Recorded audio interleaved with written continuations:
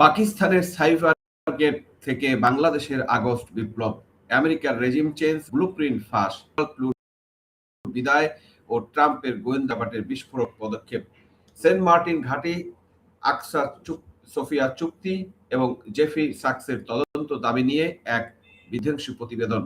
দক্ষিণ এশিয়ার ভূ রাজনীতি আজ এমন এক মোড়ে এসে দাঁড়িয়েছে যেখানে স্বাধীন দেশগুলোর সার্বভৌমত্ব আজ এক বিশাল প্রশ্নের চিহ্নের। পাকিস্তান এবং বাংলাদেশের গণতান্ত্রিক নির্বাচিত দুটি সরকারের পতনের নেপথ্যে পরাশক্তি মার্কিন যুক্তরাষ্ট্রের সরাসরি এবং পৈশাচিক কোনো ভূমিকা ছিল না তা নিয়ে বিশ্বজুড়ে নতুন করে এক প্রলয়ঙ্করী আলোচনা শুরু হয়েছে। বিশেষ করে মার্কিন ঝানু কূটনীতিক ভূমিকা এবং সম্প্রতি মার্কিন অনুসন্ধানী সংবাদ মাধ্যম ড্রপ সাইট নিউজ কর্তৃক ফাঁস হওয়া গোপন কূটনীতিক তার বার্তা বা টার্গেট কেলেঙ্কারি এই পুরো বিতর্কের আন্তর্জাতিক মহলে বৃদ্ধি রূপ দিয়েছে। দর্শক, আজকে ওয়াশিংটনে বসে কিভাবে স্বাধীন দেশের ভাগ্য নির্ধারণ করা হয়, কিভাবে মীর জাফরদের সুতর নাড়িয়ে একটি দেশের রাষ্ট্রপ্রধানকে উপড়ে ফেলা হয়, আজ তার প্রতিটি অকাট্য প্রমাণ এই ভিডিওতে উন্মোচন করব। পাকিস্তান কেবল I-0678 থেকে শুরু করে বাংলাদেশে 2024 সালে 5 আগস্টের পর পরিবর্তনের সেই নিখুঁত ছক, সবকিছুর ফরেনসিক অ্যানিমেশন আজ আপনাদের চোখ খুলে দিবে। আজ আমরা কোনো জল্পনা কল্পনা নয় কথা বলবো বিশ্ববিখ্যাত অর্থনীতিবিদের বিশ্লেষণে এবং আন্দোলনের নেপথ্যে তাত্ত্বিকদের সরাসরি স্বীকারোক্তি নিয়ে। দর্শক, প্রথমে আমাদের তাকাতে হবে পাকিস্তানের দিকে, যেখানে 2022 সালে এপ্রিলে এক অনাস্থা ভোটের নাটকের মাধ্যমে কিংবদন্তি ইমরান খানকে সরকারকে ক্ষমতাচ্যুত করা হয়েছিল। ইমরান খান প্রথম থেকে চিৎকার করে বলেছিলেন তার এই পতনের নেপথ্যে ওয়াশিংটনে বসে কলকাঠি নাড়ছেন মার্কিন দক্ষিণ মধ্য এশিয়া বিষয়ক সহকারী পররাষ্ট্রমন্ত্রী ডোনাল্ড লু। তৎকালীন পুতুল সরকার ইমরানকে পাগল ও মিথ্যাবাদী বানানোর চেষ্টা করেছিল, কিন্তু তার সত্যকে চেপে রাখা যায়। টপ সাইডের নামক তদন্তকারী সংস্থা কেবল I-0678 নামক যে গোপন সাইবার নথি প্রকাশ করেছে তা পুরো হোয়াইট হাউসের মুখ টেনে ছিঁড়ে ফেলেছে। ফাঁস হওয়া ওই অফিসিয়াল ডিক্লারেশনে দেখা যাচ্ছে 2022 সালের 7 মার্চ ডোনাল্ড ট্রাম্প পাকিস্তানের তৎকালীন রাষ্ট্রদূত আসাদ মজিদ খানের সঙ্গে এক গোপন বৈঠকে বসেন। সেখানে ইউক্রেন যুদ্ধে রাশিয়ার বিরুদ্ধে অবস্থান না নিয়ে ইমরান খানের আগ্রাসী নিরপেক্ষ অবস্থান এবং মস্কো সফরের বিষয়ে তীব্র এবং কুৎসিত অসন্তোষ প্রকাশ করেন লু। তিনি সরাসরি ব্ল্যাকমেইল ইঙ্গিত করেন যে ইমরান খানকে যদি অনাস্থা ভোটে সরিয়ে দেওয়া হয় তবে ওয়াশিংটন পাকিস্তানের সমস্ত অপরাধ ক্ষমা করে দেবে, দ্বিপাক্ষিক সম্পর্ক পুনর্গঠন করবে, আর যদি ইমরান টিকে থাকে তবে পাকিস্তানকে আন্তর্জাতিক একাকী ও দেউলিয়া করে দেওয়া হবে। দর্শক, এটাকে কি কূটনীতিক বলে, না রাষ্ট্রযন্ত্র ব্যবহার করে চালানো গ্যাংস্টার জম? ক্যামেরার সামনে এসে তিনি সাফাই গিয়েছেন ডোনাল্ড ট্রাম্পের ডোনাল্ড লাই হিসেবে চিহ্নিত হয়ে। দর্শক, আমরা ডোনাল্ড ট্রাম্পের যে হয়েছে, ওনাকে যে জেরা করা হয়েছে সেই ভিডিওটা একটু আপনাদের দেখিয়ে নিয়ে আসি, তাহলে আপনাদের কাছে আরো পরিষ্কার হবে যে আসলে এখানে ঘটনাটা কি হয়েছিল। Secretary, there have been allegations that the United States from power. What of true speculations? Mr. Chairman, I want to be very clear on this point.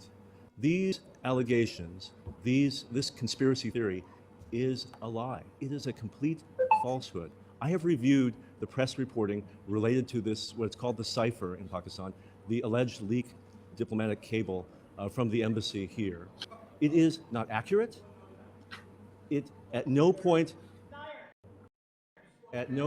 does it accuse the United States government or me personally of taking steps against Imran Khan.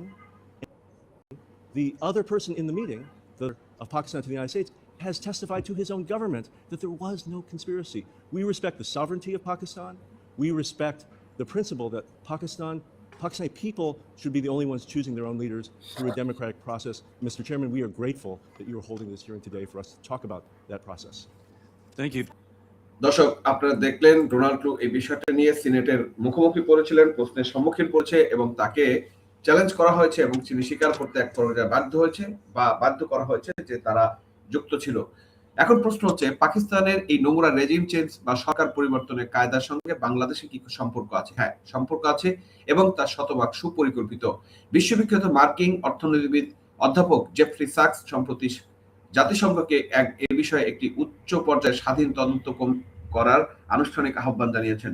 সাকসের মতো বিদগ্ধ রাজনৈতিক ব্যক্তিত্ব স্পষ্ট ভাষায় বলেছেন 2022 সালে পাকিস্তান যেভাবে নির্বাচিত সরকার হটানো হয়েছে, ঠিক একই ফর্মুলায় একই ছকে 2024 আগস্টে বাংলাদেশে শেখ হাসিনা সরকারের পট পরিবর্তন ঘটানো হয়েছে। এই দুই দেশের অপারেশনাল মডিউল হুবাহু একই। সবচেয়ে বড় বোমাটি ফাটিয়েছেন বাংলাদেশে জুলাই আগস্ট আন্দোলনের অন্যতম প্রধান তাত্ত্বিক নেতা, কবি ও চিন্তক ফরহাদ মারজার। সমকালকে দেওয়া এক সাম্প্রতিক সাক্ষাৎকারে তিনি এক বিস্ফোরক এবং ঐতিহাসিক সত্য স্বীকার করেছেন। সেই সত্যটা কি? ফরহাদ মাজার অত্যন্ত পরিষ্কার ভাষায় মেনে নিয়েছেন যে বাংলাদেশে এই গণঅভ্যুত্থানটি মূলত মার্কিন সহায়তা এবং তাদের প্রত্যক্ষ ইশারায় সম্পন্ন হওয়া একটি রেজিম চেঞ্জ ছিল। তিনি উল্লেখ করেন, পাকিস্তানের ইমরানের পতনের পর যে শক্ত দালিলিক প্রমাণ পাওয়া গেছে, বাংলাদেশে একই ধরনের মার্কিন হস্তক্ষেপ এবং মাস্টার প্ল্যান ঘটার সম্ভাবনা কোনোভাবেই উড়িয়ে দেওয়া যায় না। যারা এতকাল একে স্রেফ স্বতঃস্ফূর্ত ছাত্র আন্দোলন বলে প্রচার করে আসছিলেন, আন্দোলনের মূল তাত্ত্বিকের এই স্বীকারোক্তির পর তাদের সেই মিথ্যা বয়ান আজ আস্থা করে নিক্ষিপ্ত হয়েছে। দর্শক, মার্কিন যুক্তরাষ্ট্র কেন বাংলাদেশের পিছনে এত মরিয়া হয়ে লেগেছিল, তার উত্তর লুকিয়ে আছে সাবেক প্রধানমন্ত্রী শেখ হাসিনার একাধিকবারের বক্তব্যে। তিনি সংবাদ মাধ্যমের সামনে বুক ফুলিয়ে দাবি করেছিলেন, বঙ্গোপসাগরের বুকে সেন্ট মার্টিন দ্বীপের নিয়ন্ত্রণ নেওয়া, গভীর সমুদ্রের তেল গ্যাস অনুসন্ধানে একচেটিয়া অধিকার মার্কিন ব্লকের হাতে তুলে না দেওয়া এবং মার্কিন যুক্তরাষ্ট্রের দাসত্বমূলক সামরিক চুক্তি আকসা এবং সোফা এর মতো প্রতিরক্ষা চুক্তি সই না করার কারণে তার উপর ওয়াশিংটনের এই তীব্র চাপ ও ক্ষোভ তৈরি হয়েছিল। শেখ হাসিনা দেশের স্বার্থ বিক্রি করতে রাজি হননি, আর এটাই ছিল তার অপরাধ। দর্শক, এই 2026 সালে এসে দেশের জনগণের মনে তীব্র সংশয় আর প্রশ্ন দেখা দিয়েছে। বর্তমান যে সরকার এবং যে অর্থমন্ত্রী সরকার চলে গিয়েছে, এ নেপথ্যে থাকা তারেক রহমান জোট কি তবে পর্দার আড়ালে সেই সেন্ট মার্টিন আর আকসা সোফিয়া চুক্তির দিকে এগোচ্ছে? দেশের সার্বভৌমত্ব কি তবে বিদেশি প্রভুদের হাতে বন্ধক দেওয়া হচ্ছে? প্রখ্যাত রাজনৈতিক বিশ্লেষক নবনীতা চৌধুরীও তার একটি বিশ্লেষণে এটা কিন্তু খুব সুন্দরভাবে তিনি তুলে ধরেছেন। তিনি পরিষ্কার সংশয় প্রকাশ করে বলেছেন, বর্তমান ভূ রাজনৈতিক পরিস্থিতিতে মার্কিন যুক্তরাষ্ট্র কেন আওয়ামী লীগকে পুনরায় রাজনীতিতে ফেরার গ্রিন সিগন্যাল বা ছাড়পত্র দেবে? কারণ ওয়াশিংটন ভালো করেই জানে আওয়ামী লীগ কখনো দেশের সার্বভৌমত্ব বিলিয়ে দিয়ে মার্কিন ড্রোন বেস বসাতে দেবে না। ফলে নিজেদের স্বার্থ হাসিল করতে তারা এই পুতুল প্রশাসনকে ব্যবহার করছে। তবে ইতিহাসের চাকা ঘুরতে সময় লাগে না। জো বাইডেনের প্রশাসনের বিদায় এবং ডোনাল্ড ট্রাম্পের মার্কিন যুক্তরাষ্ট্রের প্রেসিডেন্ট হিসেবে দায়িত্ব গ্রহণের পর দক্ষিণ এশিয়ার মার্কিন রাজনীতিতে এক প্রলয়নকারী পরিবর্তনের স্পষ্ট আভাস পাওয়া গিয়েছে। দর্শক, যেটা আমরা বলছিলাম যে এই আভাসটা কিন্তু একটা স্পষ্ট আভাস অলরেডি কিন্তু পাওয়া গিয়েছে এবং সেই আভাসের কারণে যে ডোনাল্ড ট্রাম্প গত কয়েক বছর ধরে দক্ষিণ এশিয়া দেশগুলোতে স্বৈর শাসন আর মির্জাফরদের লেলিয়ে দিয়েছিলেন, ডোনাল্ড ট্রাম্পের জায়গা থেকে লাথি মেরে দেওয়া হয়েছে। তার জায়গায় মার্কিন প্রশাসনের গুরুত্বপূর্ণ দায়িত্বে এসেছেন ভারতীয় বংশোদ্ভূত অত্যন্ত কঠোর কর্মকর্তা পল কাপুর। এই পল কাপুর কে জানেন? যিনি দীর্ঘকাল দক্ষিণ এশিয়া বিশেষ করে পাকিস্তানের জঙ্গিবাদের বিস্তার এবং উগ্র অত্যন্ত নিখুঁত ও কঠোর কাজ করেছেন। শুধু তাই নয়, ট্রাম্পের নবনিযুক্ত দেশে 5 আগস্ট পরবর্তী সময় সংখ্যালঘুদের উপর নির্বাচন এবং উগ্রবাদী ও চরমপন্থী গোষ্ঠীগুলোকে বিপজ্জনক উত্থান নিয়ে আন্তর্জাতিক মহলে তীব্র উদ্বেগ প্রকাশ করেছেন। পল কাপুর ইতিমধ্যেই ভারতকে এই অঞ্চলে যুক্তরাষ্ট্রের সবচেয়ে নির্ভরযোগ্য এবং স্ট্র্যাটেজিক বন্ধু হিসেবে আনুষ্ঠানিকভাবে চিহ্নিত করেছেন। এর অর্থ কি? এর অর্থ ডোনাল্ড ট্রাম্প তৈরি করা সেই পুতুল সিন্ডিকেটের দিন ফুরিয়ে এসেছে। ট্রাম্পের এই মার্কিন নীতি পল কাপুরের এন্ট্রি বাংলাদেশের বর্তমান অরাজক রাজনীতির সমীকরণ সম্পূর্ণ উল্টে দিতে পারে, এরকমই ধারণা। দর্শক, এই অবস্থায় বা এই পরিপ্রেক্ষিতে আমরা যে জিনিসটা আপনাদেরকে বলতে পারি বা পরিশেষে আমরা কথাটা বলতে পারি সেটা হচ্ছে, রাজনীতির এই জটিল দাবি আমাদের বুঝতে হবে মার্কিন যুক্তরাষ্ট্র আসলে কার বন্ধু আর কার শত্রু তা বোঝা বড়ই কঠিন। ইতিহাস সাক্ষী, ওয়াশিংটনের স্বার্থ ছাড়া আর কিছুই বুঝে না।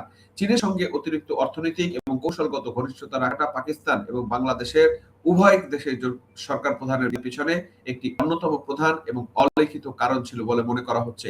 কিন্তু আজ ড্রপ সাইট নিউজের সাইবার ফাঁস, জেফরি সাকসের জাতিসংঘের কাছে তদন্তের দাবি এবং ফরহাদ মাজারের সরাসরি স্বীকারোক্তি প্রমাণ করে লাশের উপর দাঁড়িয়ে যে সরকার পরিবর্তনের খেলা ওয়াশিংটন খেলছিল তা আজ বিশ্ব দরবারে সম্পূর্ণ উন্মোচিত। আমেরিকার বর্তমান যে ভূ রাজনীতি দাবার চাল শেষ পর্যন্ত কোন দিকে যায়? পল কাপুরের আগমনে ঢাকার পুতুল সরকার কিভাবে ভবিষ্যৎ হয় তা নিয়ে এখন দেখার বিষয়। দর্শক, আপনারা কি মনে করেন পাকিস্তানের সাইবার গেট এবং বাংলাদেশের আগস্টের ঘটনার পেছনে মার্কিন যুক্তরাষ্ট্রের সরাসরি ভূমিকা কি এখন দিবালোকের মতো স্পষ্ট নয়? কমেন্টে আপনাদের মতামতগুলো আমাদেরকে জানাবেন। ভিডিওটি লাইক শেয়ার করে বিশ্বব্যাপী ছড়িয়ে থাকা এই আন্তর্জাতিক চক্রান্তের আসল চেহারাটি সবার সামনে তুলে ধরুন। সজাগ থাকুন এবং দেশের প্রতি আনুগত্য থাকুন। আজ এ পর্যন্তই, দেখা হবে পরবর্তী ভিডিওতে। ততক্ষণ ভালো থাকবেন, সুস্থ থাকবেন এবং নিরাপদ থাকবেন।